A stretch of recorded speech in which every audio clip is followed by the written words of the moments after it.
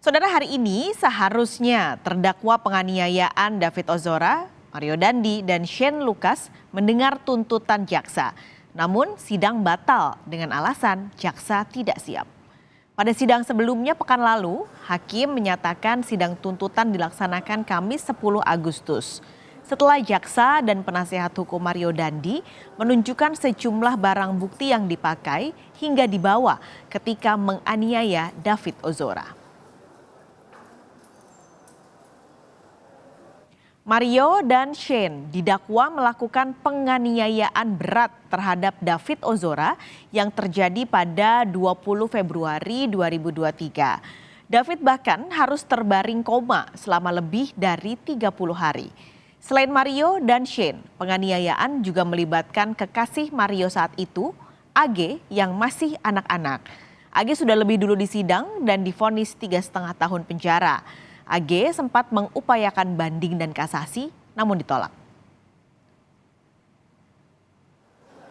Lebih jelas soal sidang tuntutan Mario dan Shane yang batal hari ini, jurnalis Kompas TV Tifal Solesa melaporkan langsung dari Pengadilan Negeri Jakarta Selatan. Tifal, jadi sidang ditunda di pekan depan, alasannya apa sebenarnya?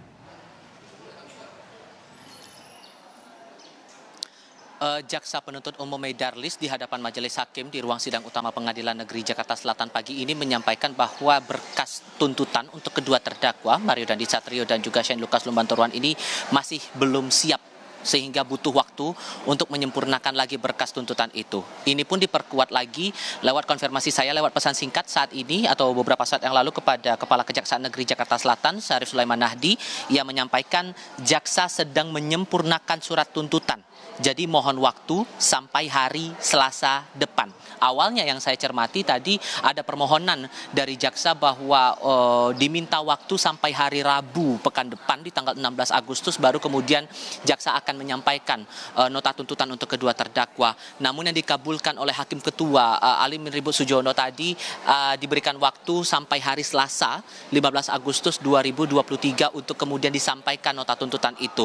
Tadi sempat ada semacam diskusi kecil begitu dari penasihat hukum terdakwa sehingga pada akhirnya diputuskanlah bahwa sidang hari ini tidak bisa dilanjutkan dan baru akan dilanjutkan lagi pada Selasa pekan depan di tanggal 15 Agustus tahun 2023. Ini proses sidang yang terbilang cukup singkat, tidak sampai 5 menit sidang berjalan. Tadi kami cermati terdakwa sudah masuk atau dari majelis hakim sudah masuk ke ruang sidang kira-kira pukul 10.23 waktu Indonesia bagian Barat dan sidang kemudian ditutup kembali untuk kemudian dilanjutkan lagi pekan depan oleh majelis hakim pada pukul 10.26 waktu Indonesia bagian Barat. Yang perlu juga dicermati di sini adalah tuntutan ini dibacakan setelah kita semua atau publik sudah mendengarkan keterangan saksi maupun juga ahli dari kedua belah pihak, baik itu dari jaksa penuntut umum maupun juga dari penasihat hukum Mario serta Shane Lucas Lumbantoruan untuk meneguhkan dakwaan terhadap keduanya yang disebut ataupun yang dianggap oleh jaksa penuntut umum melakukan atau secara bersama-sama melakukan penganiayaan berat dengan rencana terlebih dahulu terhadap korban David Ozora yang berstatus masih sebagai anak. Paskalis. Lalu dengan penundaan ini, adakah tanggapan keluarga David atau keluarga korban untuk penundaan tuntutan? Selepas sidang tadi dari ayah David Ozora, Jonathan Latumahina, didampingi juga oleh penasihat hukum keluarga David, Melissa Anggraidi, sempat menaruh curiga. Ia menyampaikan kepada pewarta tadi menaruh curiga tampaknya ada upaya komunikasi yang sebelumnya sudah dilakukan antara jaksa dengan tim penasihat hukum kedua terdakwa bahwa tidak jadi dibacakan nota tuntutan itu pada hari ini. Dan yang perlu dipertegas lagi oleh keluarga David Ozora kepada wartawan tadi, dari keluarga korban meminta agar proses hukum ini bisa berjalan secara transparan dan juga beban maksimal harus dijatuhkan, pidana maksimal harus dijatuhkan kepada kedua terdakwa. Lebih lengkap ini pernyataan dari pihak keluarga kepada kami selepas proses sidang hari ini. Ya kecewa ya. Beberapa menit lalu ketika ditanya sama teman-teman wartawan bagaimana, ya kita optimis. Karena sudah terlalu lama juga seperti tadi disampaikan Melissa bahwa hari ini sidang tuntutan, tetapi ternyata jaksanya belum siap. Dan tadi teman-teman pasti juga lihat ada yang aneh. Biasanya pengacara-pengacara berdua itu komplit dari awal. Seperti udah tahu ya. Hari ini nggak datang, Seperti udah tahu. seperti udah tahu gitu. Ya ini sih pikiran buruk aja ya. Tapi ya beginilah.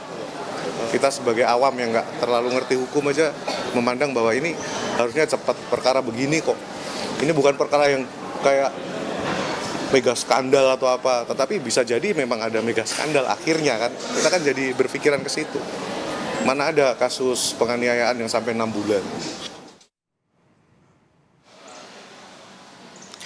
Dikonfirmasi lewat pesan singkat maupun lewat sambungan telepon, Kepala Kejaksaan Negeri Jakarta Selatan Syarif Sulaiman Yahdi juga mengonfirmasi kepada saya bahwa tidak benar ada upaya komunikasi sebelum proses sidang hari ini antara Jaksa Penuntut Umum dengan tim penasihat hukum kedua terdakwa yang berujung pada batalnya pembacaan tuntutan terhadap Mario dan juga Shane Lucas pada hari ini. Perlu diingat bahwa untuk kedua terdakwa ini sekali lagi dijerat dengan aturan Kitab Undang-Undang Hukum Pidana atau KUHP serta Undang-Undang Perlindungan Anak yang menilai mereka ikut serta dalam upaya melakukan penganiayaan berat dengan rencana terlebih dahulu terhadap David Ozora.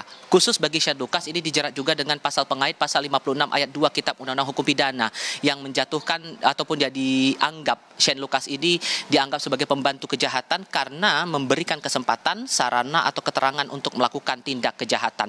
Maksimal pidana untuk keduanya dijatuhi adalah selama kurungan 12 tahun penjara sesuai dengan pasal 355 Kitab Undang-Undang Hukum Pidana. Apakah pidana maksimal akan dijatuhkan? Sidang lanjutan ini akan menarik untuk dicermati pekan depan di tanggal 15 Agustus. Paskalis. Rival Solesa, terima kasih melaporkan langsung dari Pengadilan Negeri Jakarta Selatan.